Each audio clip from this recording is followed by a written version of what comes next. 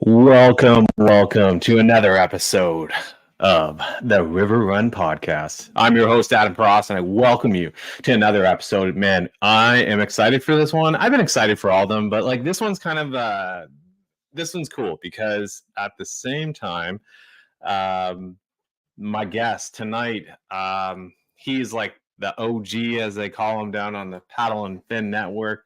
That's probably a dead giveaway. My guess is Brian Schiller. But I was going to say, before we get into bringing on my guest, did anybody by chance see the Jeff Little video that he put out about the Schranko rig? I watched it last night.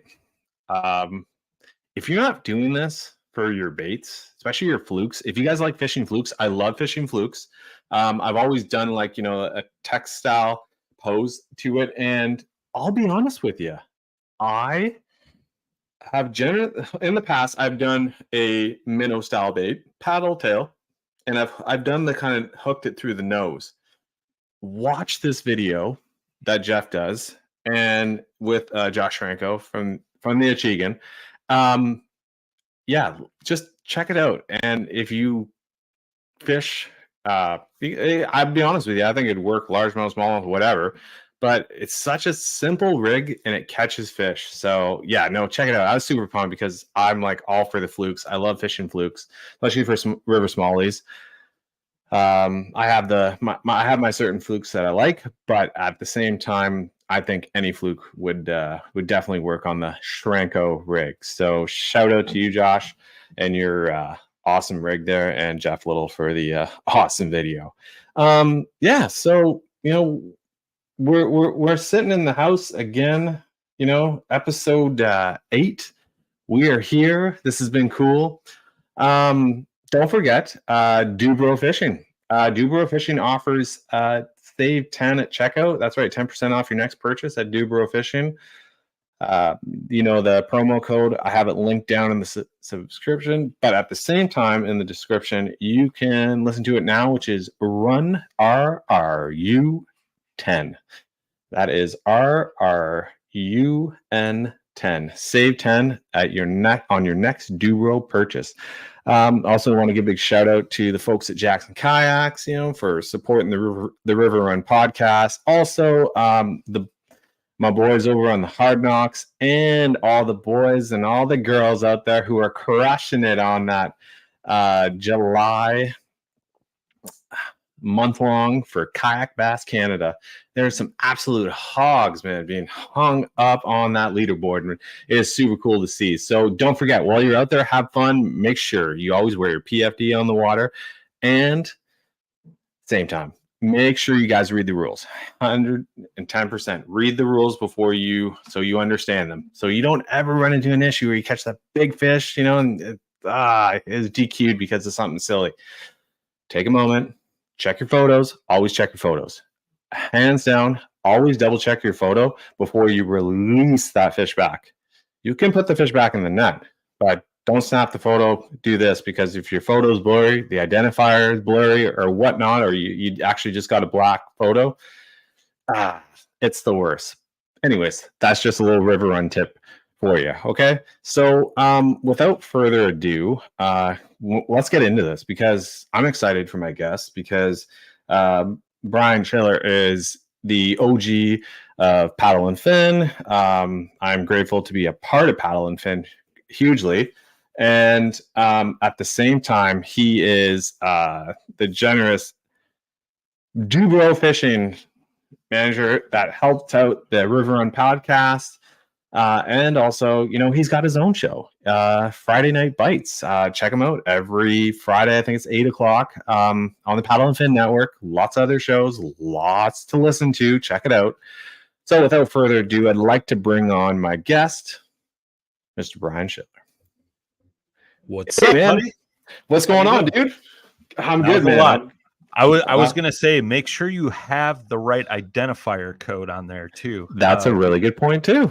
We had a recent tournament in Wisconsin here, and the guy that would have won had the wrong identifier code on his identifier, and all his fish got DQ'd. Oh no, dude. That's got to be that's got to be hard to think he listen had to. I think he had like 96 or 98 inches. Oh, Dude, ooh. yeah. That's Hey, that's a bad day. That's a bad day. I've done that. I've actually gotten really, I get really pumped when you catch a fish, right? And then you get it on the board, and yeah. So I got it down. I'm like, yes, okay, cool. I snap that picture. I'm like, oh, sweet. Snap another picture of that fish, and what do? Yeah. Back in the water. I'm like, oh, cool. Well, I'm gonna tell you this: the first photo of that fish, yeah, it's blurry. You can't really see anything. It almost looked like the fish didn't move. It's like I moved trying to get my wet finger to take that photo. Yeah. And what ends up happening is, oh yeah, the second photo of me holding the fish, it was awesome. That other one, it wouldn't have mattered. That was a 18 3/4 largie that I had caught down by the cottage, and I tried really hard to catch him again, but yeah. So, but yeah, before we get all into this, like I honestly think, for the folks that I'm sure there's everybody has to know yet, but for the folks that are new listeners or new to the sport, I'll let you take the stage, my friend. All right. Yeah. So we started paddling Fishn in 2018. It was just more of like a way to keep a diary of our venture into kayak fishing, right? Like all throughout my youth, I, fished from the bank, fished from a boat with my dad, fished out of a canoe for a while. Came back into fishing after, somewhere in my mid 20s, and started fishing out of boats again and stuff like that. And, kayak was something that could get me on the water more often and in waters that normally weren't accessible by a boat. So me and a good friend of mine, Scott Olson, both kind of jumped into kayaks about the same time. We were both big fans of podcasts, and it was just like a random happenstance where we were like, oh, we should start a podcast about kayak fishing. And then we started looking into it, and there wasn't really any podcasts about it. And at that time, we were doing a ton of research on like kayak fishing in general, and there was a little bit out there. There wasn't a ton. So we were like, well, screw it. Like, let's sit down and, talk about our trips out on the water. And I forget whose podcast I was on recently, and we were discussing this. And like, I remember the first time we got like 50 downloads on an episode. We were like, yeah, people are listening. That's crazy. Yeah, man. Now it's like, you get 1,000 downloads in, an hour, and you're like, okay, whatever. So it's kind of wild, right? But it's been a wild ride. But yeah, man, I mean, I've been in I work with my local kayak shop still to this day. I do some stuff for them, Rocktown Adventures in Northern Illinois. And then they've always been a huge supporter of me and the podcast. So, with having a partnership with them, like, it's allowed me to be in many different types of boats. At one point I was on the Jackson kayak team. I saw that Liska in the beginning, and I kind of was reminiscing on some old times, because that was my river rig, right? Like that's my rig. That is definitely my boat, man. Like, dude, you can't beat a Liska in moving water. Oh, to be honest with you, I have the Bite FD, and don't get me wrong, I love it. It's a great little go-kart to zip around. Yeah. Me paddling my Liska, skinny water, dragging it, wade fishing, the same. Yep. It has my heart. Like, it is by far, it's my first Jackson, and it's like I married that Jackson. I feel like it is a fantastic boat, man. Like, I know it probably sounds a little weird. Like, wow, he's No. really into his Liska, you know? Like, No. I know somebody that's more into their Liska. I think my good friend Jay Randall, who used to be my co-host on the OG show, like, okay, yeah. I think he's going to be buried in his Liska, honestly. And I think he bought that damn thing back in like 2017 or something, 2016. Like, it's an old boat, man. It's seen some water for sure. Dude. I mean, he's still using it to this day down in Tennessee, and it's just a great little rig. But yeah, man, I mean, I've been in many different boats, many different setups. I'm currently on the New Canoe national fishing team. I've been working with New Canoe for since like 2019, 2020, somewhere in there. You have the Flint? I used to float out of the Flint quite a bit, but I'm primarily in the unlimited right now. Cool. Very cool. Just I fish a lot of big water. I like running a motor. I still floated in a creek. Does just as good. It doesn't do as good as a Flint, but it does just as good. But I mean, I'm a big, tall, fat guy, so I can run the Flint. I could run the Flint down a river, no problem. Be comfortable on the water, you know. Yeah, there's a boat out there for everybody. You know, that's the way I look at it. I always say there's no such thing as a perfect kayak. There's a perfect kayak for a perfect person for a perfect situation, my friend. Dude, I say that all the time. Like, I get it all. I do get asked a lot. Like, oh, like, you know, what's the best kayak out there? You know, and they're kind of surprised. Like, well, why don't you say Jackson? Why don't you just put me in a Jack? Well, you know what? To be honest with you, there's a lot of great boats out there.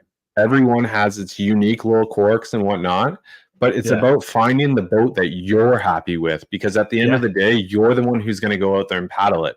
And I paddled many boats, and, you know, and for sure, like there's some fantastic brands out there. Some that just are not for me.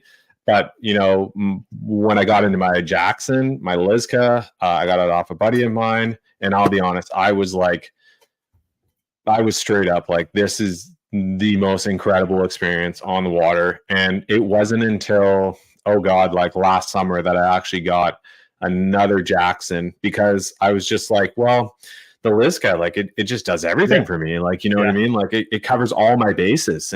But, you know, at the same time, I was like, I was new on the Jackson team. And I, you know, was like, you know what, I really like the bite, you know. I was like, I'll try that. More open concept, whatnot, a little something different from the Liska, and a pedal drive. Anyways, you get down into it. Still, the Liska number one on this guy's shoulder.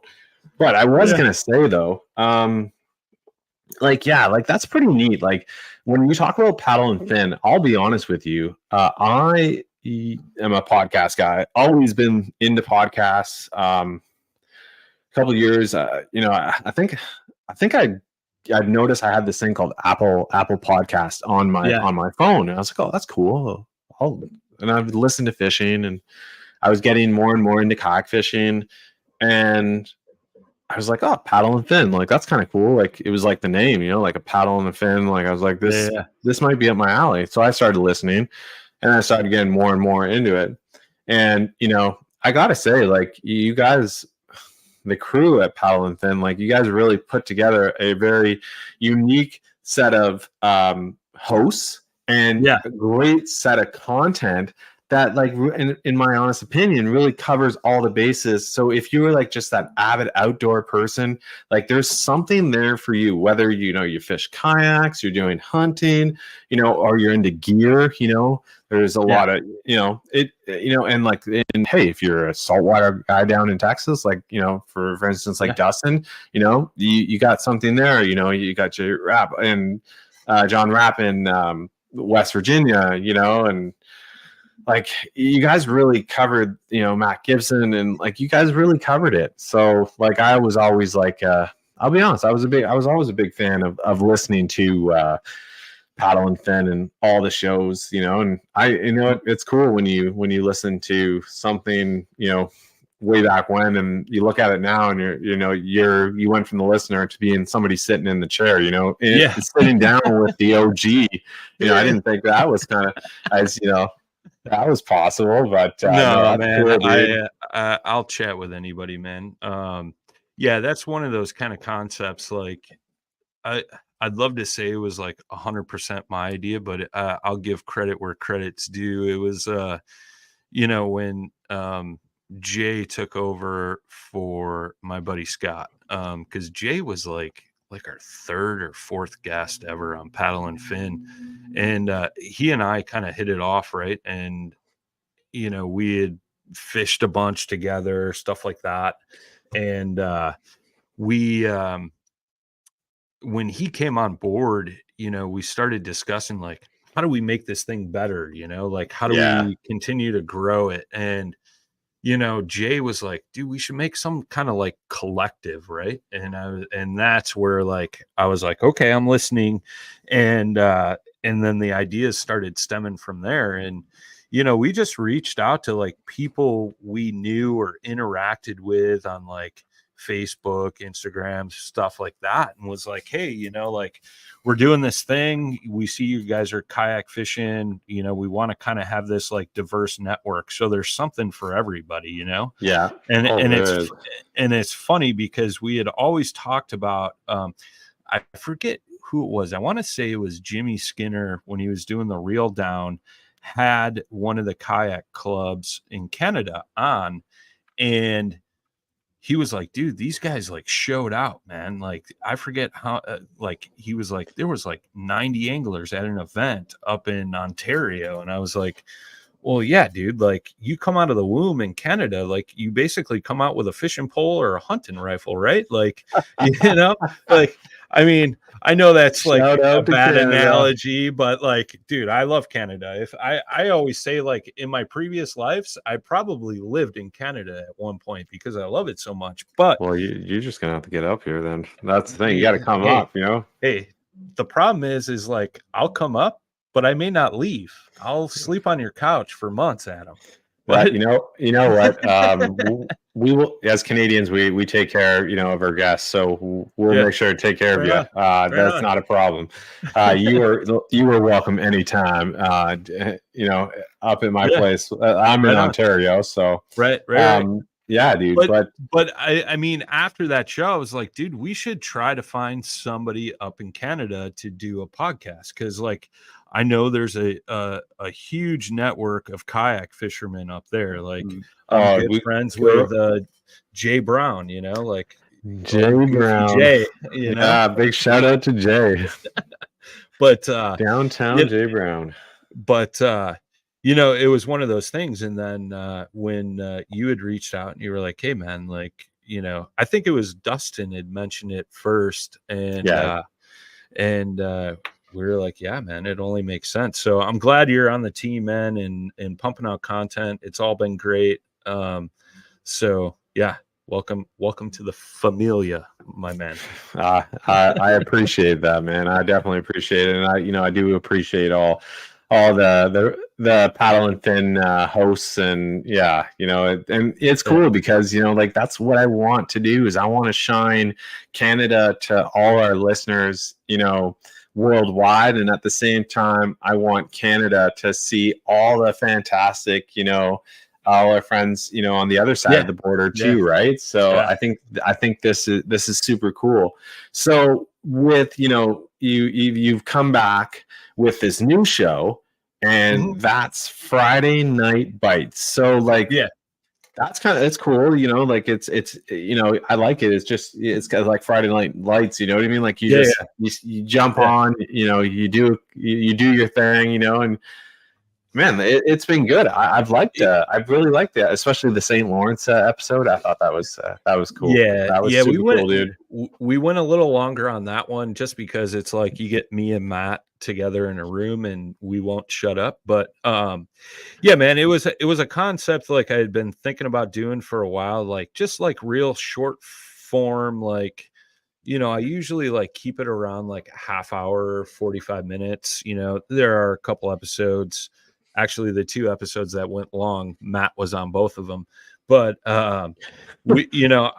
it's more of like, I've always said, like, since we started paddling Finn, like, I'm going to share all my mistakes, all my good things, my bad things, everything in between, because I want people to learn from my mistakes so they don't have to make them. I'll make them for you. Right. So Yeah. there's a lot of that goes on. Teaching. Plus I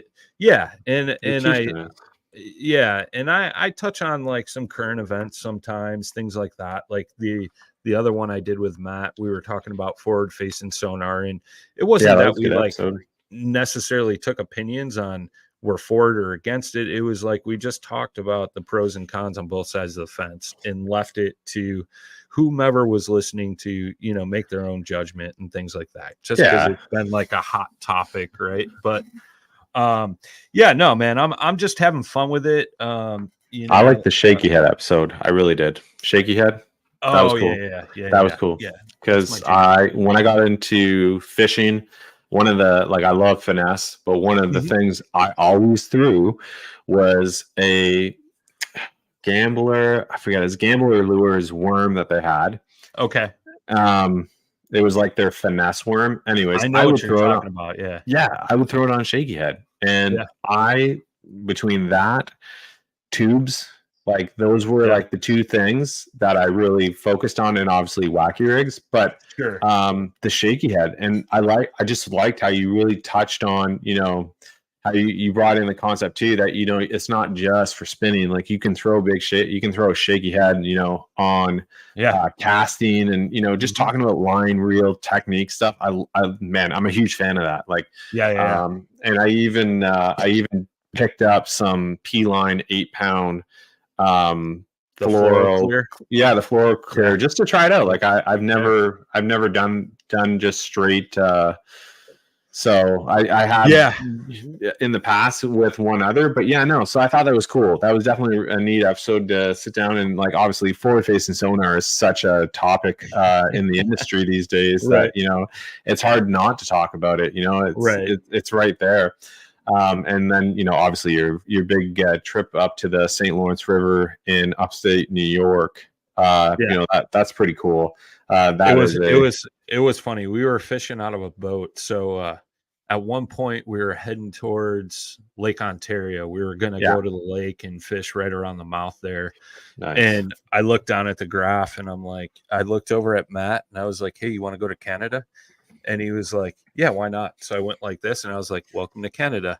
I was like, you want to go to the US? He was like, sure, why not? So I was like, welcome back to the United States. So what a unique fishery though, man. Yeah, man. The St. Lawrence is dude, what a blast. And I mean, we caught a ton of fish, healthy fish too, man. Like those smallies just got shoulders on them. Yeah, dude. I know some of the other guys up there got into a slew of decent largemouth as well. And for sure. But man, it was so beautiful, and I only saw a small fraction of it, because I did go north the one day, and we were fishing up by what's the big bridge up there? The Thousand Islands Bridge. I think crossing? That's it. Yeah. We launched right there. I think it's Grass Lake State Park or Grass. Okay. Yeah. Whatever. And we fished around a bunch up there and around a couple of the bigger islands. And I ended up hooking into, what the hell was that thing? I know I texted it to you. I think it was like 5.3 or 5.4 or 5. Yeah, I remember. It was over 5 pounds. That's all I remember. But I caught it on I caught it on a jerk bait, and I've never been a huge jerk bait fisherman. Me either, man. Me either. But that day I figured it out. So like now I'm like, I want to go fish a jerkbait, And sometimes you don't think, like, everybody assumes like the jerkbait's like really cold water, you know what I mean? Right. And I was with a buddy last year, and he was throwing a jerkbait, and I was kind of, I'll be honest, I was like, oh, I don't know if I'd really throw a jerkbait right now. But then he's like, all of a sudden he's catching fish only on a jerkbait, and I was like, well, it is what it is. But no, that is super cool. So when the next time you come up, you got to let me know. I would definitely join you guys out there on the St. for Lawrence sure. River, and you got That'd to be do it. awesome. You got to do a kayak experience. Like that's catching like St. Lawrence River smallmouth in a kayak. Like Dude, is I can only imagine. just rods bent, fish bombing out of the water, like, and they hit, man, and they're just like, yeah, you're not keeping me on this. And they have so much more, like, there's just so much more for them to run at, and they figure it out real quick. And it's funny because they'll literally bomb themselves right at the kayak, and they're just trying to punch that bait out of their mouth. It's like, but it's they are definitely a special breed of smallmouth, those St. Lawrence ones. So at the same time, you work with Dubro Fishing. That's what you do. Yeah, that's my main employer. I started here, I don't know, about 2 years ago. Sweet. I come from the construction world, right? And as fishermen, we always dream about working in the fishing industry. And yes, we do. Believe it or not, I was at Icast one year doing a podcast, talking with one of the companies I work with. And I heard this person, over say, like, I'm buried in work. I need to hire another person, this and that. And like the whole way home, I just thought about it nonstop. And I was like, you know what? Like, I'm going to shoot that person a message, shot him an email. And I was like, hey, like, I don't know if you're serious or if like this is even a possibility. But like, if you were ever to hire anybody, like, I'd love to send you my resume. Granted, like, I don't come from the fishing industry, but like, I have a lot of experience doing fishing related stuff, especially on the marketing end of things and stuff like that. And, they responded back. They were like, if it was my choice, I'd hire you in a heartbeat. But let me see how it plays out, whatever. And I never really heard anything back. And I was like, yeah, whatever, like it was worth a shot, right? And so then I don't know, fast forward a few months later, like I get an email saying, hey, like, I know like this didn't happen working for us, but I have some friends that are in your backyard that are looking for somebody. I think you'd be a perfect fit. Like, here's their contact, like reach out and, just tell them I sent you, and hopefully it works out. Right. And I went through that whole interview process and all that stuff. And, I've basically got my winning lottery ticket and got my job here. And right on. It's been awesome, man. Like originally I got hired on for just doing marketing and stuff, but now I'm like head of marketing, head of sales, and I do a lot of our R&D, prototyping, testing. I run our pro staff, like I do a whole slew of things. I could keep going on and on. You're a busy guy. Yeah, but you're a busy guy. But yeah, man, it's been great, man. And it's funny because we were talking before the show started, and it's like, dude, Dubro, it's like when I first got the opportunity to apply here or whatever, I was like, who the hell is Dubro Fishing? You know what I mean? Yeah. And it's funny, like we've had that talk, and it's been a running joke in the company here for years. Like, Dubro is one of the best kept secrets in the fishing industry. However, we're working on rapidly changing that, but going the other way with it now. Yeah, I mean, Dubro Fishing has been around since 1982. And just like a brief background on us, we actually, as a company, started in 1958 in the remote control airplane world. The original founder, Dewey Broberg, hence the name Dubro, comes from Dewey Broberg.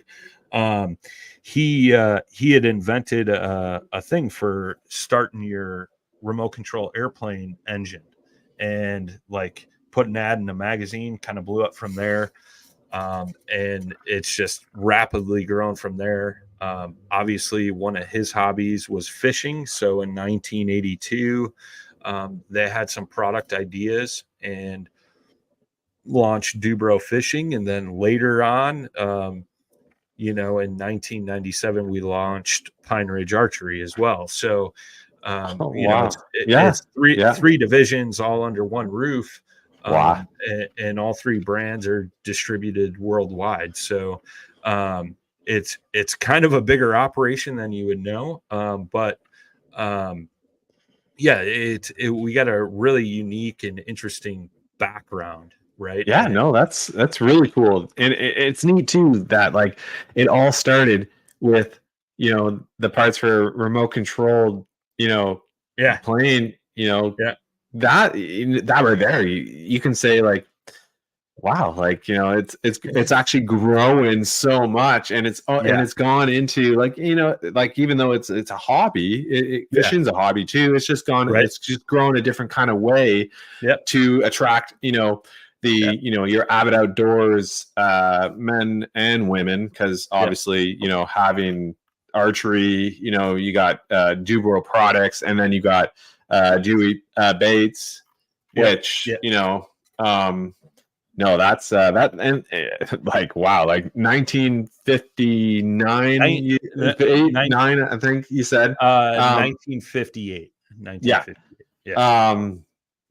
Like, wow, like you wouldn't, and it's funny because I'd actually gone, like, so when I found out about Dubro, I had found out from Brad Hicks.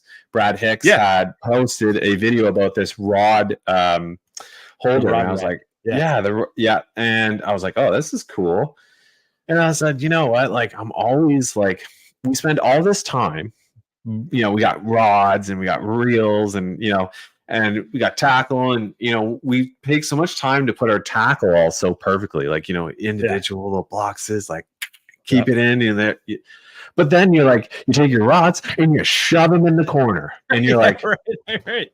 Yeah, and your rods are probably worth more than the baits you're throwing, and the rods are what are keeping the connection of you being able to reel and hook this fish. But yet you take them and you jam them in the corner. And it's like, I don't get this. Like, and I was like, you know what, Adam, you got to stop this. Like, we're putting an end to this. Stop putting those rods. And this is what happened. Adam put them in the corner, and then, like, I'm like, oh yeah, I got this one here. I go grab it, and then it's just like an explosion of a Christmas tree. They're all coming down now, and I'm like, oh, come on.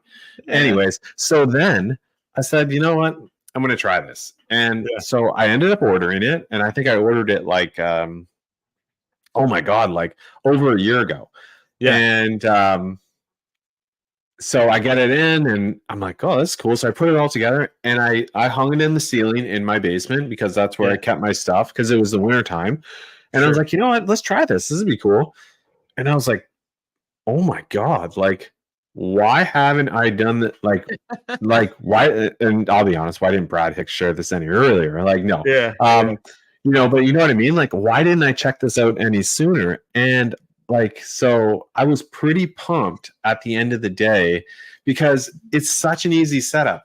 You have your track mount where all your butt ends fit through the one, and then you just quickly go up, and there's like this little piece of like silicone rubber that you just pushes your rod in at the tip end, and you hang it. Simple, such a simple design, and there are, I think we've all used the Berkeley rod holder, the foam one. The foam one. We actually still have that at the cottage in the boathouse. My uncle swears by that thing. This year, I'm changing that. The Dubro rack's going up in there. Like, we're organizing this boathouse. It's gonna be like, what's going on here? What is this? She's gonna be like, what are you doing? He's gonna love it. He's gonna love it. But yeah, no. So that's kind of how I found out about Dubro, and then I started. You start looking more, and you guys had like quite an impressive lineup of, like, we're talking like rod racks, rod holders, and like it doesn't just cater to just one generic size of rod. You know what I mean? It's not like, bass rods where you're looking anywhere from 6'6" to, let's say, like 8 feet, let's say, being your maximum length. We're talking saltwater rods here, salmon, you're talking, big game, like musky rods. We get a lot of guys that order the tracker rods and put them in their ice shacks too for all their ice rods. I think I've seen a picture of that. Yeah, it totally is the same thing. Like everybody throws their ice rods in a bucket, right? And then it's the tangled mess. Like, okay, here's a good story, and I'll try to make it quick. No, because my wife had just asked me about this, because one time I got a hook like directly in the tip of my nose.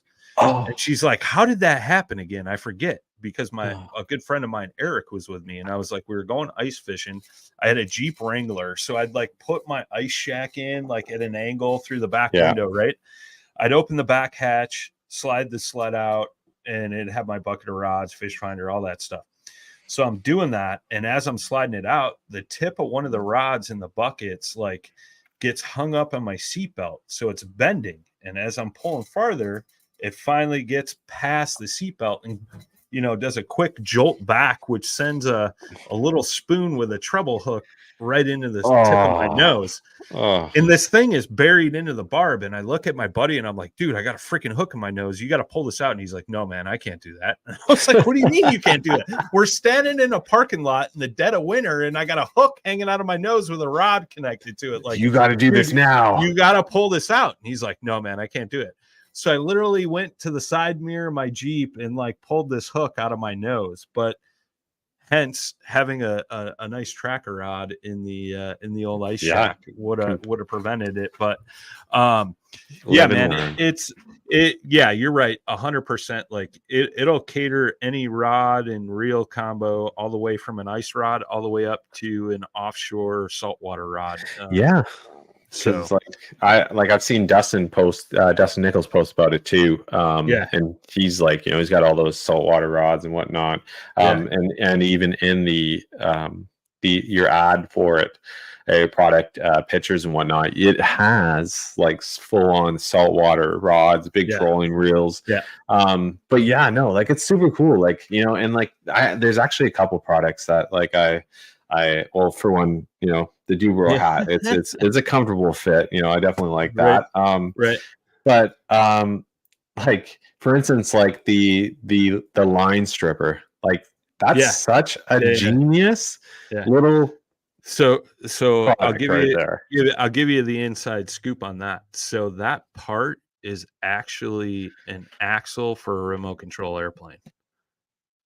So okay, I can see that. Yeah, the guys here, back in the day, they were like, it's a few years back. They're like, man, we got to strip this line off our rods. They were getting ready to go on a trip, and everybody uses like the screw into a bottle cap, but that ends up like wearing out. So, what they did is the one side of that axle is a like a threaded bolt almost. So you put that through, and then you could tighten it down with wrenches versus just putting a screw through and hoping it doesn't strip out.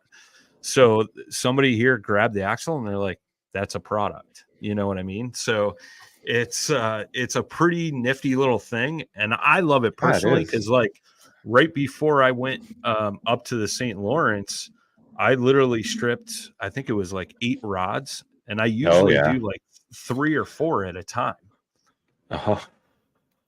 No way. You just open the bales on 3 or 4 and you tape the line to a bottle, strip them off, and as they get down on the spools, you just cut each one. I mean, not all line length is going to be the same between the 4 rods. So I'll just cut the one, strip, keep stripping, cut the next one, strip it, keep going. And then the beauty is, if not braid necessarily, but fluoro or mono, you can actually recycle that. So now you can take that plastic bottle and just throw it in the recycling bin, Don't leave it on the bank. Put it in the recycling. Man, like I do have to say, if you can do, like, it's funny, like there comes that time, like for me, like in the winter time where I'm like, okay, like I got all my reels lined out. I'm like, okay, Yeah. what am I changing this year? You know, is it Yeah, line? right. I'm taking this reel, putting it on this rod, you know, vice versa. Sure. And I could just see that, just, you know, like, okay, need to strip. Let's go. You know, and like, Yep. and just to be able to hook up to any drill that's got, you Yeah. know, you know, whether it's a corded or cordless, you know, drill. Yeah, right. Like, simple innovation, and that's pretty neat. The axle, you know, of a remote control car or plane like that, you know, right there. Yeah. That's super neat. You know, you guys also focus too about like you got like downrigger trolling clips, you know, you got the knot tying tools, lure fishing, lure making tools, you know, you got the lure and leader tool, like, you know, like you guys really it's a lot of it was all like stemmed off of just like personal needs around the office here, and like the stripper, you know, like a lot of those tools or a lot of the products were utilized from like the remote control airplane world. It was like, oh, we have this here, we could turn this into this, you know what I mean? But like, I mean, you know, muskies are a huge thing in the north, so big time. you know, the previous owner, not Dewey, but his son, he was a big muskie fisherman, so he wanted to make his own bucktail. So we got the bucktail twister for making, you know, all the spun parts on the actual shaft of the bucktail, which makes that unique. A lot of those guys would vacation down in Florida, and they would go out saltwater fishing. So, you know, some of the leader tools and things like that were developed through a need through friends of theirs down on the salt flats in the Keys, you know, like it's just crazy, like how it all comes about. And then you fast forward to our current owner who worked here for 22 years before he purchased the company. He's more of a bass fisherman, and you know, I come on board, I'm a bass fisherman. One of the guys that used to work here was a bass fisherman, so that's when like Dewey Baits was born. And you know, some of our other you know, bass fishing stuff. So I mean, we have stuff to help you on or off the water, all the way from the oceans to your inland creek, right? So it's one of those things we try to be as versatile as possible. And it's, you know, you said it, versatile. Like Dubro Fishing is like, you really versatile in your lineup of products. You know, you're covering all your bases, and you know, you have unique little tools in between. But like, let's like, just for instance, just talking about the baits, like, you know, well, for instance, you spoke about on your Friday Night Bites, you want to eat the big shaky head presentation, the worm of choice for the one and only OG, Mr. Brian Schiller, was the shake and bake. And like, shake and bake, I like that. Like, I like the name. You know, 6-inch finesse worm. You know, you guys cover, like, I love Senkos, so you know, you got the hot stick. What was a really cool one that the one that I was like, man, that is neat, is the little rock lobster, dude. I feel like that's a smallie muncher. It is 100%. So when we were in the prototype phases, it was roughly this time last year. I was up in Minnesota on Mille Lacs fishing smallmouth, and that little rock lobster, dude, just caught him. Like, I ran out. I shot like a whole bulk bag before I left, because I was like, all right, I know it's a rocky lake. I've fished it for walleyes in the winter and stuff, but I've never gone up there smallmouth fishing. And I ran into this person at a fishing show in the winter that owned the one lodge up there that I was familiar with. And so I was like, talked to my old man. I was like, hey, like, let's go smallmouth fishing. Like fish should either be pre-spawn or on beds when we're up there. I'm like, I got some good ideas, and I got to test out these baits and this plastisol and all this stuff. So, dude, just crushed them. We ran out. So then we started using the regular rock lobster, cutting it down and throwing it on a Ned head and tossing it in there. Bigger craw presentation. Like they would just gas it, dude. Gas. Yeah, it's so just going about like your plastic here, like because you have everything from like, you guys even have 6-inch swim baits, like yeah. So let me start with this. So we do have a couple profiles that used to be molded by another company, and we were just packaging them, which a lot of companies in the fishing world do that. Like there's only a handful of companies that actually inject the plastics, right? And obviously we have a long history here of plastic injection molding. So it only made sense for us to bring the bait operation in-house. Hence the guy that, does most of the baits. But like I said, I wear a lot of hats here and I spend a lot of weekends here. But we were like, all right, well, we're going to do this. Let's, how are we going to be unique and different? So, again, in the hobby realm, we make some tires here from remote control cars that is a plastisol based product. So we went to our supplier and we were like, hey, we're going to make these fishing baits. We want to design our own plastisol to be used to make these things. So they had sent us some samples. They had a little bit of previous history with doing some plastisol for a guy that used to shoot baits in Wisconsin way back in the day. So they were like, we have a starting point. Let us send you some samples and you guys can play with them, things like that. So we did some pretty extensive testing and we landed on the plastic that we currently use. It's only available to us, nobody else. And it's got some very interesting properties. So durability, like the first thing I noticed with the plastisol we use, like, okay, shaky head, like used to throw that a ton. I used to use Zoom trick worm.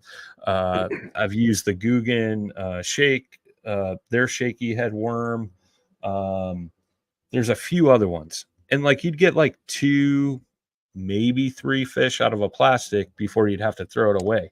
With this stuff, I was getting like 7, 8, 9. I think the most fish I caught off of one plastic worm was like 15 one time. So I was like, all right, well, there's an upside. So then we were at a fishing show one time and somebody was like, hey, how does your plastic remelt? And I was like, I don't know. That's a great question. So we cut it in. I took a Ned worm, cut it in half, took a lighter, lit the ends, stuck it back together and let it cool down for a second and go to stretch it. And it was pretty much just as strong as when it originally came out of the mold. So like you can remelt that plastic, and that's something that cool. We haven't advertised a ton about. I can see. And it was something that we just recently discovered this past winter. But so you got that aspect. The other thing is when we were going through this whole thing, I think it was the boss man was going through his boat and we were looking for a bait to kind of replicate the color. And he had this bait in with a bunch of Z-Man baits. And if you know, like if you put a Z-Man with any other kind of plastic, like it melts and deforms Big ball, Not Dubro. No way. Yeah. So that's cool. Well, there you go. I got a bag on my desk that I put a Z-Man Ned worm in with I think it was like one of our swim baits or one of our it was the hot stick. It's a 5-inch Senko. and it still hasn't deformed it, done anything to it. So our plastic plays well with Z-Man plastics as well. So That's awesome. yeah, Because that's the biggest, like, just for any angler, yeah, it's, it is kind of hard to, stick to a certain one because, as, mhm, that works with that, but then yeah, so anyways, we try multiple things, but then sometimes, we got chatterbaits and we might have certain, like for me, I love chatterbaits, but yeah, I have certain styles of trailers I like to put on sure, them. sure, sure, And sure, you always have to be mindful when you got a yeah, Z-Man, a yep, Lastech in yep, that box. Why? Because yep, at times I've forgotten and I go to yep. use it and I'm like, oh Oh no, yeah, what is this thing? I'm like, yeah, what? It's like yeah, this thing grew something on it. yeah, But yeah, I would definitely say like that, like that's really cool to hear because for yeah, me and just like any other anglers out there, mhm, we guys who love fishing plastics, yeah, I do enjoy fishing plastics. You guys, yeah, Dubro has a really awesome, and you know what? To be honest with you, I really think you cover all the bases for that a that bait. yeah, Like you've that's what we covered. started with. Yeah, You got we your columns. Your water yeah. columns figured out. That's cool. Yeah, That's cool. and that was kind of the initial concept because we revamped the whole lineup and we launched it last year at Icast. But Ooh, that's coming when up. we yeah, when we went through and selected, okay, well, what patterns are we going to make? Because at the time we were carrying a stick bait, a craw, a little Ned craw, and a real skinny finesse worm.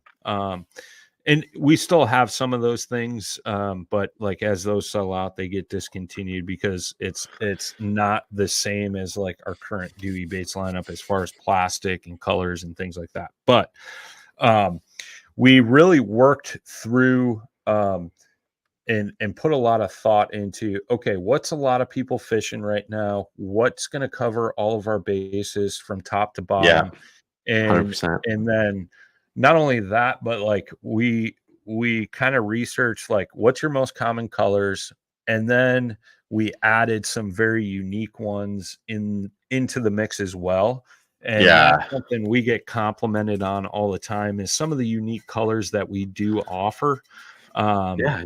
Like Across the board, frosted animal cookie is probably the one I get the most comments on. that and is that cool. and that was something that was made by total accident. We had a new mold come in and I wanted to shoot it, and I had some stuff I was playing around with, and then I had some white pearl, and I just like threw it in there and melted it because I'm like, who cares? Like this isn't going to the public. We just want to look at the bait Yeah. profile actually shot. So we shot it, And and I'm just from gonna there share. on, Frosted Animal Cookie was born. And actually, the boss man had taken that up to New York last year on the St. Lawrence and just crushed them on it on the Oh, drop. I could see that. Oh, yeah, it it's a really it is a cool color. But like at the same time, like when you do have like you're talking to a guy that likes green pumpkin, blue and black, Yeah, and yeah, yeah, white. You know what I mean? Like yeah. I'm Right. very basic that way. Sure. But there's a lot of cool unique colors up in there. Like the Yeah. peppered, Peppered alert. yeah, pepper alert. Yeah, you guys got your peanut butter and jelly, like the frosted animal, ghost belly. Yeah. Um, Yeah. yeah, Ghost there's like Belly's like your dad color. We released Ghost Belly, Demon, and Lava this year, and we released Demon that's and it. Lava right Yes. around springtime because it's got that hot orange in there. But that Demon color, it's basically a green pumpkin black flake top with a lava bottom, Yeah. which is like your orange or your fire craw type color. But if Yeah. you put that up next to a craw, dude, it's like almost identical color wise. So I I purchased a bunch of these fantastic baits to try out for my season up here, and I actually purchased the Demon to put on the back of a chatterbait because I was like, man, like that thing like would go perfect on it. On the rump shaker, the 3.75 swim bait, which I'm a huge in the paddle tail swim baits. Just the small, I like the smaller guys, especially like river fishing. But that there, I was like, and so anyways, I put one on and I was like, wow, like, you know, I was like, the color, it's a cool color. A lot of places it's either like fire craw and it's just like red and orange, and that's it. Where this has that bull green pumpkin blackish back, you know. But so you had mentioned another thing here in our talkings of the podcast, and you said Icast. So will Dubro be at Icast this year again? Yeah. We will be at Icast again this year. We got some new products launching. They're typically there every year. They took a couple years off during like the COVID years, obviously. But we were there last year. That's when we launched the twister track knobs, you know, the accessory knobs for your kayaks, and then the Dewey baits lineup. So that was last year. This year is going to get even more interesting. Yeah. So what, like, okay, so for Dubro, do you guys have your booth already set up, like and all that, like your booth number? Sorry. We'll be in booth 4319. It's either 4319 or 4318. I forget off the top of my head. But we're right there, kind of center of the exhibit. And I see it. Yeah. Yep. And we'll Thursday afternoon, we're going to be doing a live bait tank demo in the hog trough. So we'll probably stream that on our Facebook and YouTube channels. So I got to give that whole presentation. So no pressure, you know, like I've been kind of freaking out about that, but I'm sure you're gonna nail it. Like you, he's gonna put on the Dubro hat, you know, like Kevin Van Damme it, you know what I mean? Like, well, Kevin Van Damme is going to be walking around there, Mike Iaconelli, like you name it, like all the big names in fishing are walking around that show. So no pressure, you know, but no pressure. It'll be good, man. It'll be fun. And, you know, Icast is always a business event, right? Like, there's the catching up with folks that you may only see once a year down there, but it's where, you know, all the new products for next year or the end of this year get released. You know, a lot of retailers and media people get to vote on new products for the year and things like that. And then, you know, that's where a lot of your local tackle shops, your big tackle shops come. They place orders for the upcoming year, see the new products, and, you know, look at what they want to bring in, you know, to their shops for the upcoming years. So it is business. It is a little bit of fun. It's like I said, anybody and everybody who's in the fishing realm, from saltwater to freshwater, is in the house walking around. Yeah, that's super cool. I mean, I remember we'll be there. Yeah, we'll be there. Myself, John Rapp, Randy Newton, Matt Gibson, and Dustin Nichols. We'll be doing some podcasts out of the Dubro booth with some folks from around the show.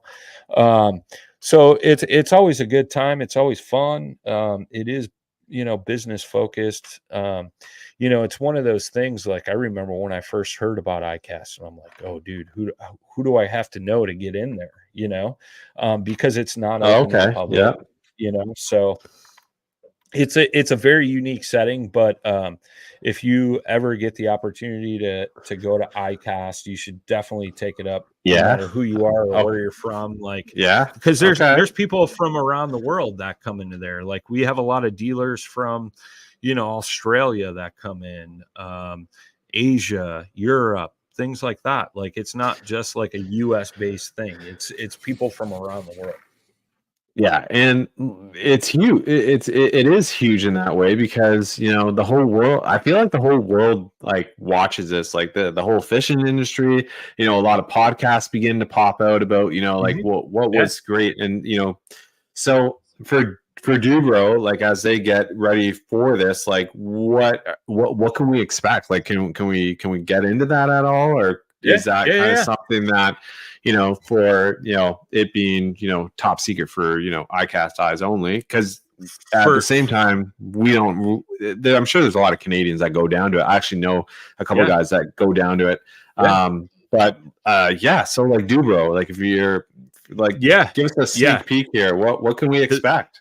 Because this is launching the week of Icast, so I'm probably in Orlando sweating right now. But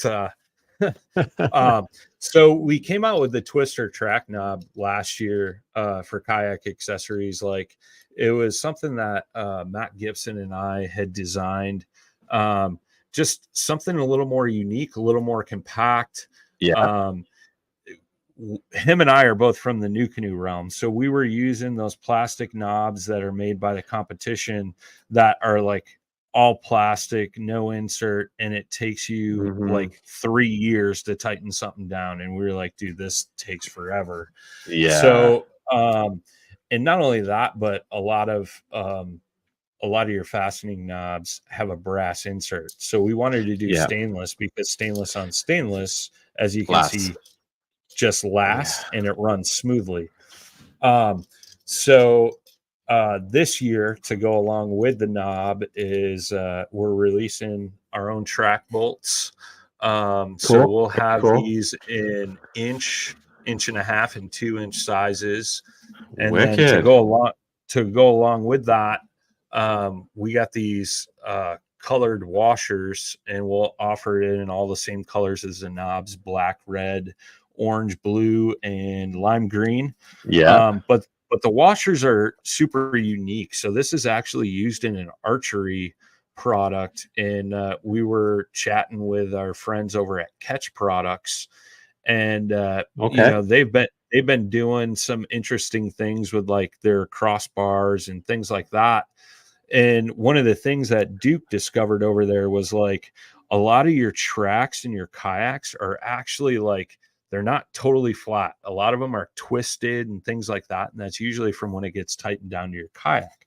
So when they were doing that cross member, like you'd have one post like kind of angled in, the other one straight up. So this is actually like a really dense rubber material. So it's very forgiving. So like you could literally tighten down anything on this for like ever. Like you could snug it down, it's going to be totally tight, and whatever's on there isn't coming loose. But like if you have a twisted track like that, this will conform and fill in the void that you have in your track from being twisted and your accessory being totally squared up and flush. So we'll have those as well. And then so the retail on the washers is going to be $3.99 for a 4-pack. The knobs, we currently sell a 4-pack for $10. A 4-pack of bolts will be $10.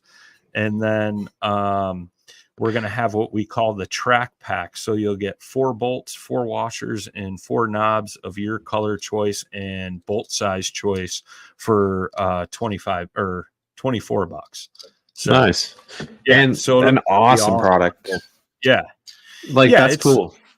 It's something that everybody uses. I don't something know to pick up and have extras of like honestly, like it's kind of funny. We spend at the same time, we spend a lot of time, we always got extra tackle and whatnot, but we don't always mentally think about the things that might possibly go wrong on the water. And knobs are one of those things where, like, for seats and whatnot, you got a knob that, you tighten, you've been tightening down all day. And then all of a sudden you give it that 1-2 turn and it's just like you've stripped it all. And now, you're in a pedal drive and your seats, like, you're going back and forth. No, I honestly, guys, get out there, pick up, this would be an item to definitely have in the black pack or whatever crate you have in the back. Extra, keep them, in the trailer at home if you got, and at a price point of $24 for a pack with your choice and size of bolting. Man, I gotta say, like knobs that, and the washers, dude. Yeah. Like that's the thing. Like currently, you have to buy like bolts and knobs separately. Obviously, Duke over at Catch has been selling the washers already for his tower system, and we were kind of waiting to launch it with the bolts. But I mean, it's one of those it's like terminal tackle, right? Yeah. I don't know how many times I've lost a track bolt or a knob or whatever. And obviously, like we stated earlier, I'm a new canoe guy. So I got 4 knobs and bolts holding my seat down. And if I'm missing one of those or whatever, or if I'm taking my seat on and off, the ease of how fast these knobs spin on and off saved me like 6 minutes at the ramp, if not more.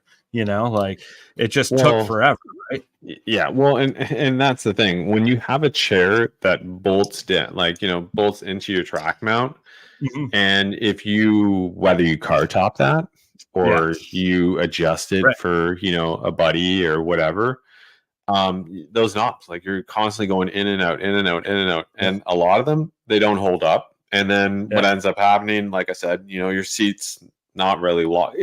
To be honest, it can really ruin your day on the water.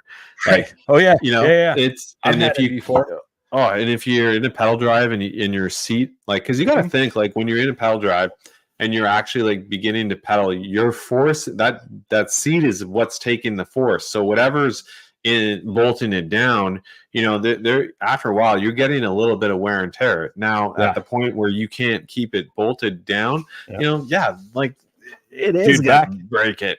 Back in my Jackson days, I used to float out of a Blue Sky all the time. I'd fish tournaments out of a Blue Sky. Yeah, that's nice, man. And the knobs for adjusting the back of the seat would always come loose on me. So that was one of the things I had in mind, when we were designing the knobs, and then discovered we could use these rubber washers. I'm like, dude, if I would have had those, that seat would have never moved on me.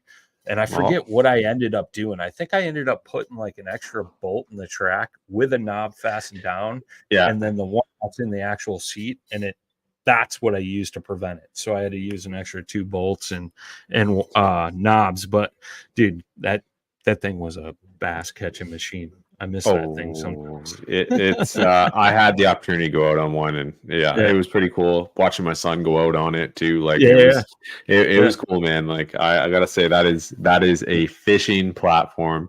One time we put four big grown men on one, and we still couldn't get it to sink, dude. That thing was awesome. Yeah. Now, so going into Icast also, with you got the paddle and fin, you guys are going to be obviously doing podcasts on the spot. You're going to be demoing new products. At the same time, you're going to be over at the pond, showing everybody your big stage moment, as we'll call it. What else? What else can we expect from Do you want me to play the promo video I sent you? Or do you want to just dive into it? Because I could share the promo video on here. You know what? If you would like to share the promo video, I say let's do this. Lights, cameras, action. All right, let me open it up here. Just give me 2 seconds. If it opens.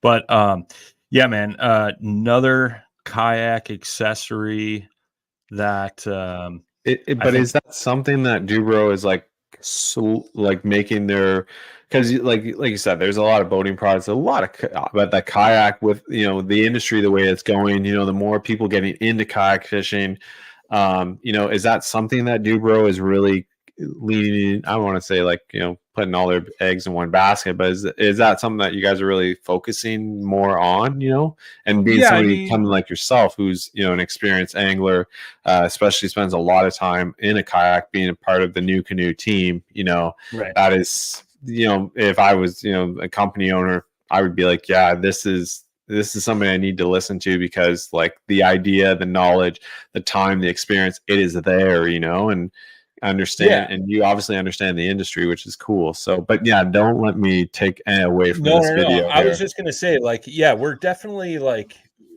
slowly building some kayak accessories into the market, right? And into our inventory lineup. It's not like we're just like, all right, we're going to become the next Yak Attack or Yak Gadget or something like that.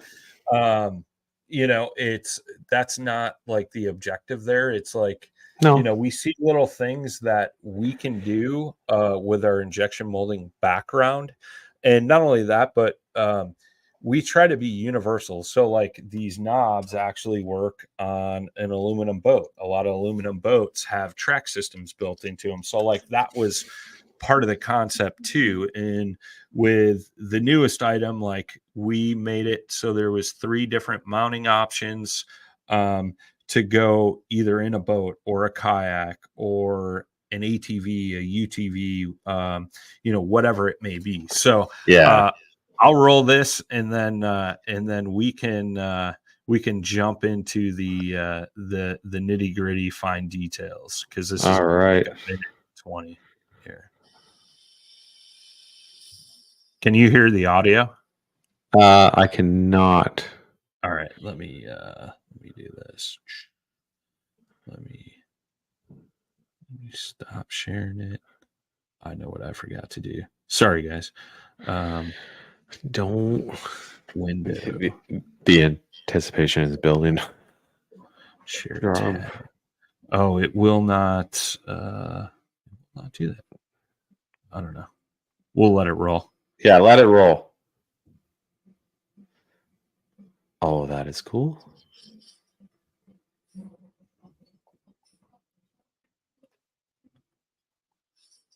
No way.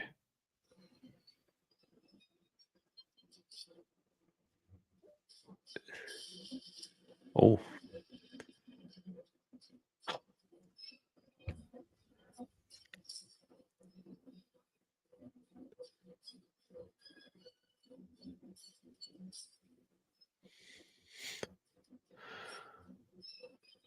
Wow.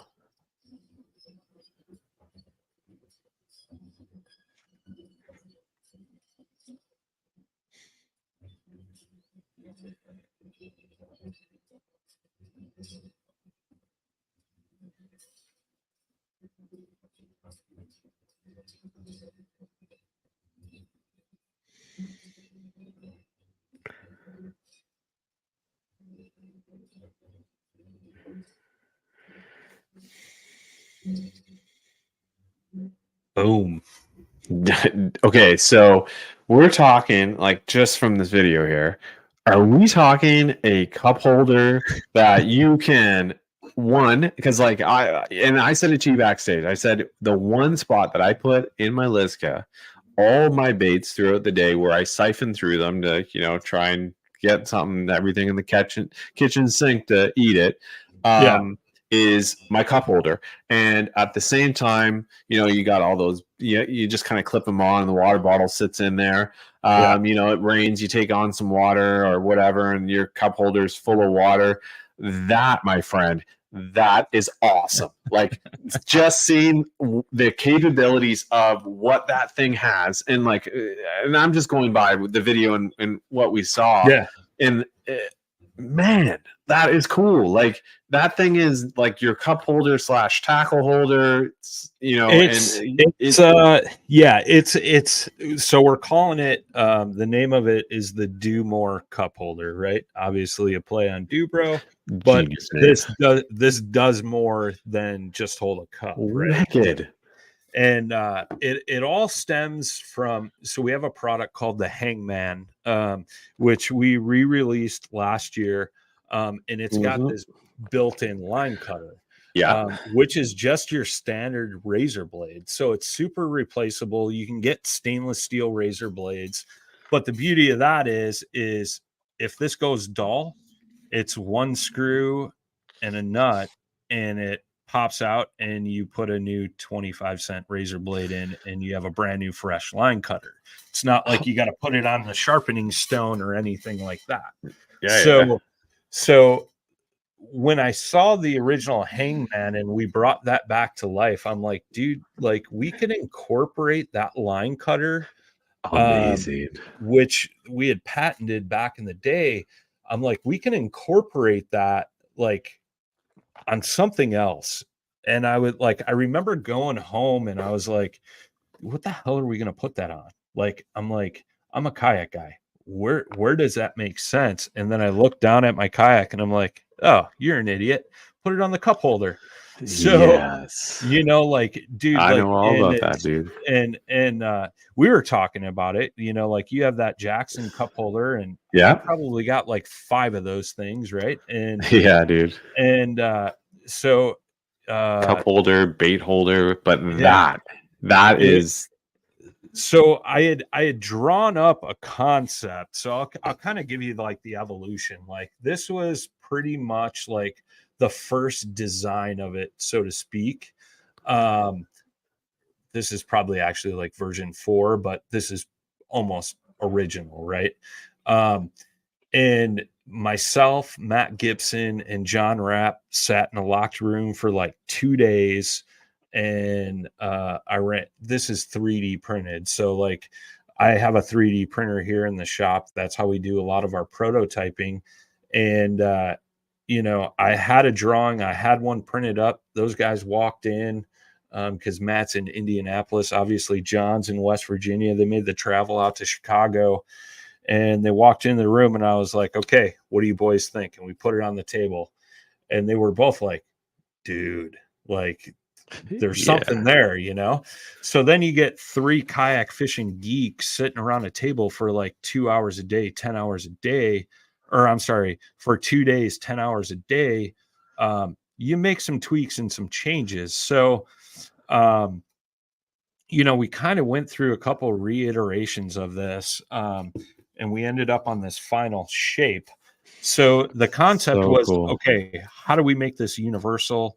Obviously, this fits into an existing cup holder on like a boat, in your truck, in your ATV, 4-wheeler, kayak, whatever.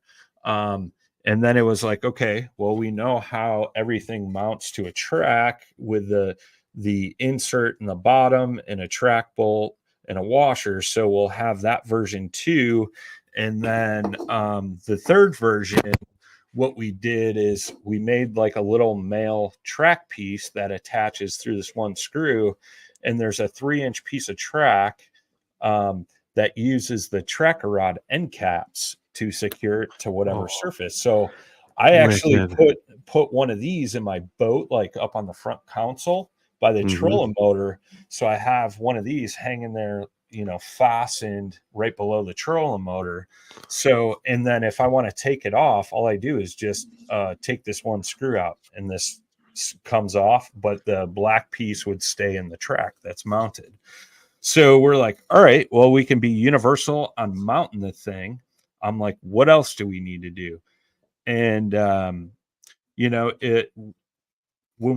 if you notice, like these holes around here, I believe are a little bit smaller than the final version. But we're like, dude, like we could mount some accessories to this, like a Panfish Portrait Pro, or like a GoPro camera, a cell phone holder, whatever you want to mount that mounts through a track bolt. So we made that hole big enough so a track bolt will go through it, and then we put this outer lip on there so it actually my track bolt go. So it actually captures the base plate of the track bolt, and it sits flush in there. So when you're tightening down, like this bolt doesn't spin or pop. It gives something to grab. Yeah, and you just kind of hold your finger under it to hold it up while you put your accessory on, tighten snug it down. Yeah. and then you're good to go. Oh, dude. Obviously, like this early version, like the tool holder for like your pliers, scissors, whatever you want. Um, the first versions was really small. Well, Dustin Nichols is part of our pro team and our R&D. So I had sent this to him and he's like, bro, you got to make that bigger. He's like, my pliers don't fit all the way down. And I was like, okay, how much bigger? So we discussed it and I made that adjustment, sent him a new prototype, and he called me back and he was like, that's what I needed. You're the man. Talk to you later, bro. And hung up the phone and off we went. So, but he also brought up a good Quick point. and easy. I like it. Yeah, he brought up a good point too. He's like, make the hole to the left and the right of that a little bit bigger because he uses a leash on his pliers that has a carabiner on one end, because sometimes he takes it off and like throws it on another boat or whatever. So we opened that hole up a little bit so that way like an actual carabiner will fit through there, click on, and then you could unclip and whatever. I use never lost tethers, and with a lot of their tethers now, they're offering like one of those smaller carabiners and it fits in there perfect. So I kind of love that because I bounce back and forth between a kayak and a boat quite a bit these days. Universal. I like it. I like it.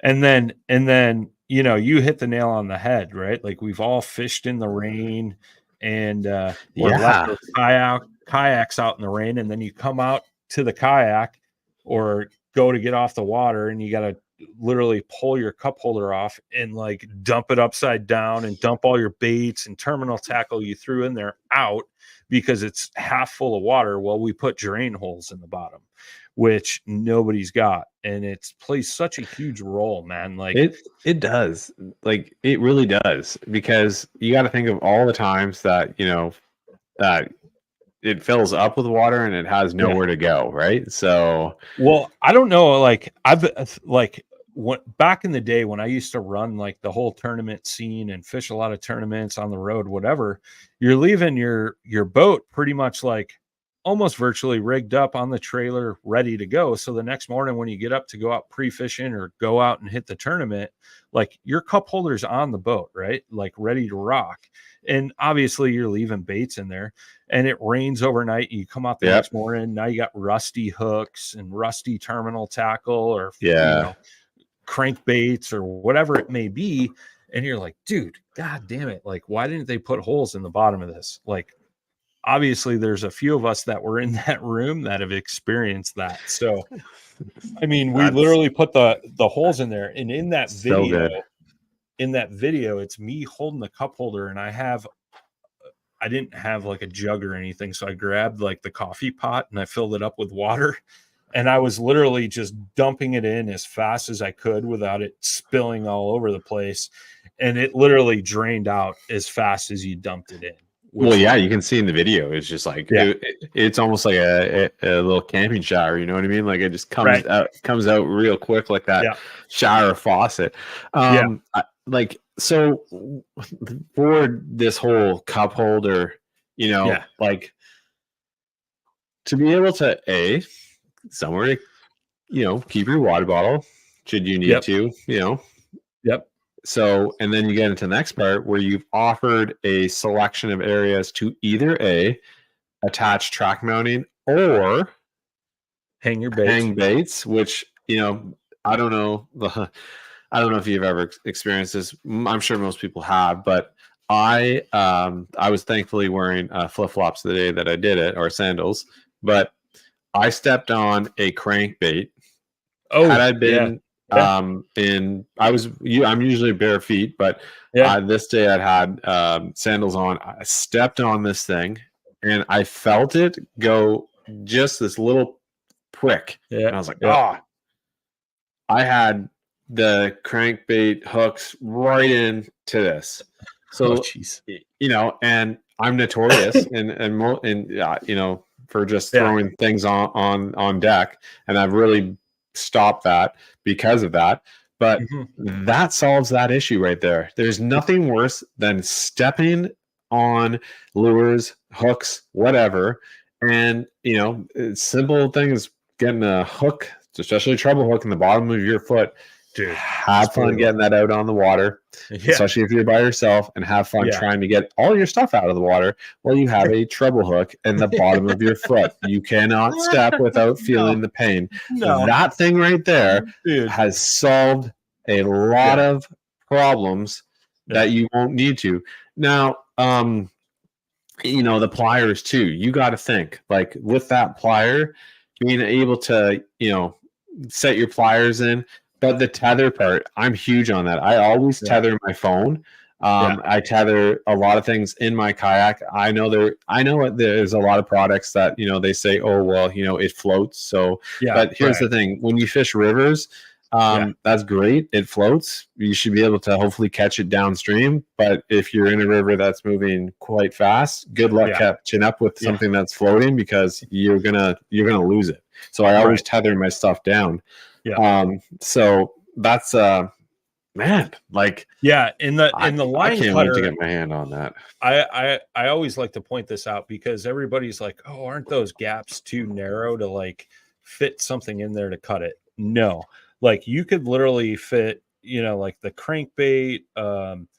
Like when we were up fishing the St. Lawrence, we were fishing jerk baits. Like when I went to cut my jerk bait off, I could fit the nose of that in there and cut it off right at the hoop at the nose of the of the jerk bait. The ring of the jerk bait, But like this line cutter is just so huge, because like instead of like fumbling around, where's my scissors, or, you know, pulling your scissors out, putting them back in, you could just literally reach down and dink, cut, you're done, retie on your next bait, and cut the tag end off just by pressing on it, and away you go, versus fumbling around with like some kind of cutting device or whatever. Well, I could tell you right now that I know exactly where I'm going to put that when I get my hands on that. On my Liska, it is going on that front hatch. Yeah. I have a piece of track mounting right there. It's going to go there. That's the spot, because I also think I can probably put my camera mount on that too. Yeah. It's just a shorter camera mount for my phone. But like that right there, that is cool. I gotta say, like, for everybody who's listening right now, I think Dubro's onto something here. Like I think they really knocked it out of the park. You know what I mean? Like home run right there. Now, yeah, man. No, honestly, like, give yourselves a pat on the back here. Like, that is awesome, dude. Like, to have, like, and I love it. It's simple. You know, it's got innovation. It's versatile. You know. Yeah. Well, it's easy. Funny, it doesn't need to be complex. Not everything in this world needs to be complex. You know what I mean? Like, this is simple. I like it.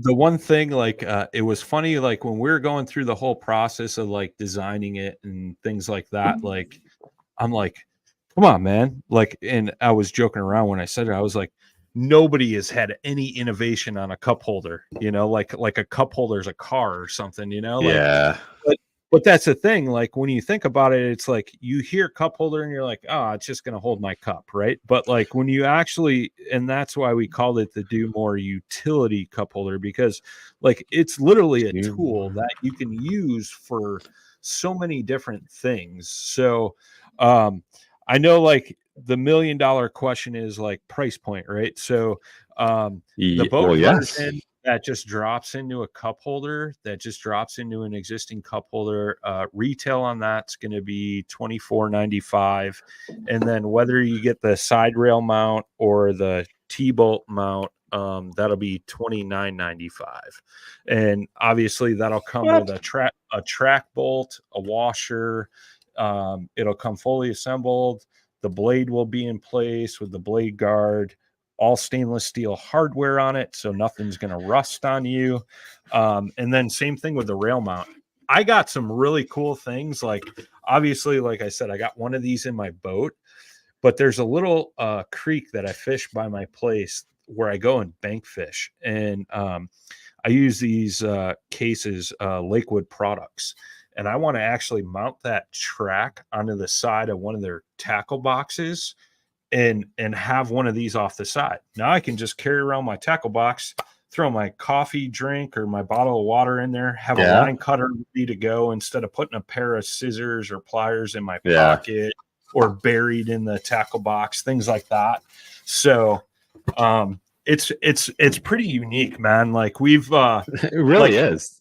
In the video, we tried to take photos of it like in as many different places as possible, because like you could virtually take this anywhere and utilize it anywhere. Like there's so many different things. Like, you know, for guys making YouTube videos, it's like, dude, you could have one of those cup holders in the cup holder of your truck or your car or whatever, and then have your camera mount on it instead of like suction cupping it to like the windshield, things like that. Yeah. Like, dude, there's like so many different like opportunities and like scenarios we've played out in our mind where you could like actually utilize one of these things. So it is cool, man. It's definitely different. Like I said, I've used it in a boat, in the kayak. I love it all around. We've literally been testing this for Jesus, I don't even know how long at this point. It's been quite a while. I feel like I think there's going to be a lot of people, like there's going to be a lot of anglers, I think, who are just really going to be driven to, like, when they see that video and like, and you see, there's one shot in the video where it's on the front of a rail mount. I don't know if it's like a tri-track or like the Boondocks. I think it's the Boondocks. That was the Boondocks Commander. I don't know. Yeah. I should know that. Jeff Little was always on the show talking about Boondocks. What I was gonna say is, when I seen that there, I was like, that one shot was like, I can see what I can do with that thing. Like I know exactly where it's gonna fit, like, and that's where right there I'm going, boom, it's going on the front of the Liska, because for me it's right out of sight. Like it's in my line of sight, but it's not, you know, it's not off, it's the not side. out of arm's reach. It's not out of arm's reach, you know. I don't have to do a crazy turn to the back, you know. And I like to stand up and fish. I can stand up and not have to worry that, like, I might put a treble hook through the bottom of my sandals again. This is where it's at. I like it, man. I really like that.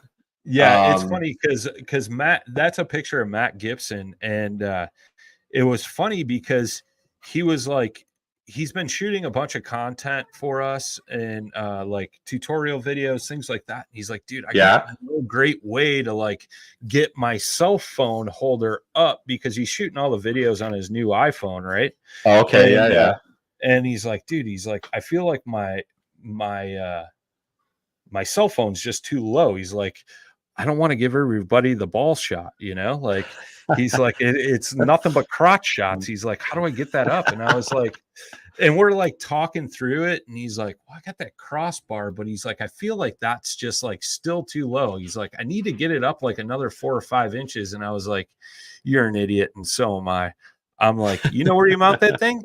And he was like, oh yeah, I'm an idiot. And he thought of it then. He's like, dude, the cup holder. He's like, that's so perfect. So that's why. You know, you need extra eyes, you know, friends are there to help you. You know what I mean? Right. So like, that's why we went through an extensive process of testing on and off the water, and just seeing like how many different things we can utilize in this thing. And it turned out awesome, man. Like, I'm not going to lie. Like, I know I had a hand in, you know, coming up with the concept and designing it and things like that. But from the fact of being able to use it on the water, dude, I'm like super jazzed about it. And it's like, you should be. It's been so hard to like bite my tongue and like not tell everybody in the world that I know. That's amazing. That's I remember impressive. I remember when we were talking about jumping on here, I'm like, hey, can I tell you a secret? And you were like, yeah, secret's safe with me. And I was like, thank God I could finally tell somebody, you know? And I was like, dude, so, you know, like I said, this is airing the week of Icast, right? And we're recording a little before that, but we're a little before, but that's like, cool. but it's like, dude, like literally, like I've been wanting to tell people about this since like last year, and it's like I can't let the cat out of the bag yet, you know. But I'm jazzed Yeah. for it, man. No, dude, I'm super, and like I said, when that thing drops, you know, I'm going to be going online and getting myself. Oh, dude, no, I'm gonna send you one of the first ones that pops out of the mold. You know what I mean? Okay, So, well, yeah, that's too kind, dude. I you, bro. appreciate that. I appreciate that. What I was gonna say though is I think for Dubro, and I'm sure maybe there's a lot of companies like this, but it's really unique that where it started, Right. what it's come to, and I feel like everybody at Dubro brings something a little bit different. You know what I mean? Like, sure. Just if you really want to look at it, you're killing two birds with one stone. Like you fish out of a kayak, you fish out of a boat. So, there's a lot of people like myself where, I have fished out of a boat, I've been there. But at the same time, I'm a kayak angler. And for me, I gravitate more to the kayak crew. But what I'm getting at here is that at the end of the day, your ability to gravitate to we're all anglers at the end of the day, but stuff doesn't work the same. You need unique studying, and what you bring to Dubro Fishing, I feel like you really cross both bridges. You know what I mean? Like you're bringing and you're also bringing two communities together at the same time. But where you're fishing the products at Dubro, you're covering everything from bass fishing to saltwater, and everything in between, for the northern pike, walleye, muskie guys, the guys up in Canada who are, you're buying your rod racks and whatnot. And like I'm like, since I found out about Dubro, like I have to say, like I'm pretty excited with the amount of things I'm especially learning about Dubro tonight, and also just getting to sit down and talk with you. Like, man, like this has been a really, really, really fun episode. But like I did want to touch, at the same time that when it comes down to Icast, I do wish you all the best. I hope you have a blast out there, man. Is there anything else you can, tell us, before we sign off? What? Just go to the website, dubrofishing.com, DUBRO fishing.com.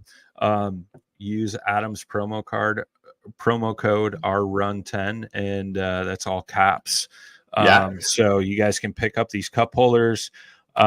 We do have more exciting things coming in the bass realm, probably right around the first of the year. Nice. It's some stuff we've been working really hard on as well, that we didn't want to release this year just because we were so focused on the cup holder and the track bolts and everything like that. So no, that's cool. That's cool. Yeah.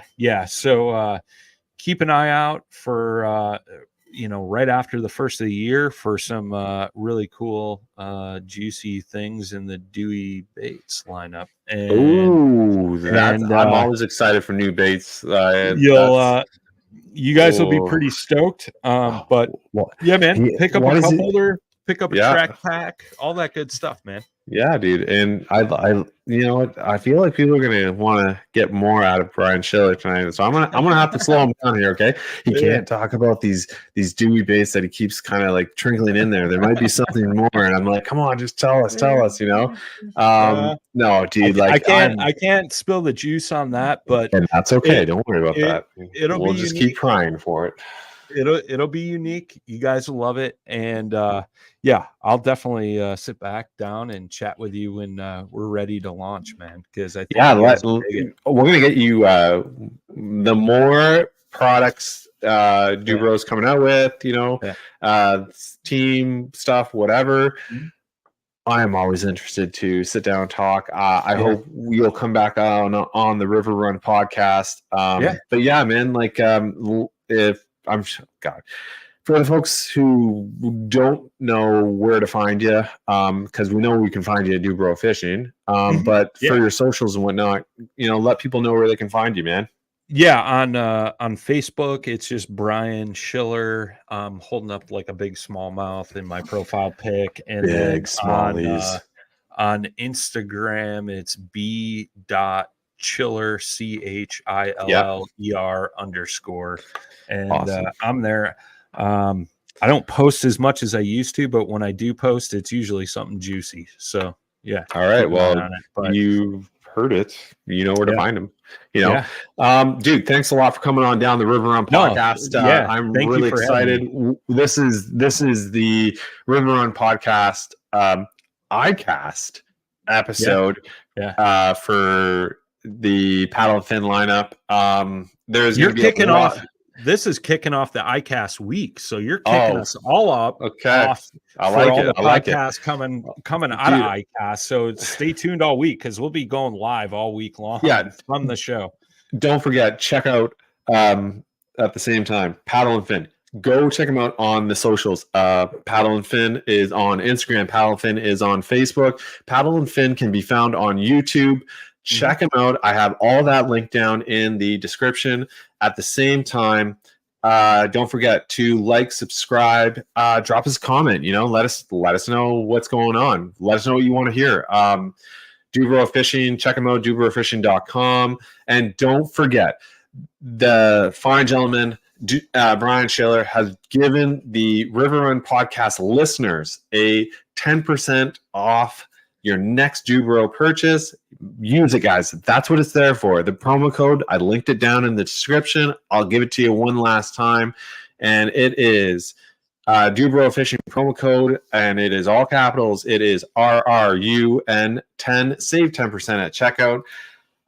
So at the end of the day, I will say, have fun at Icast.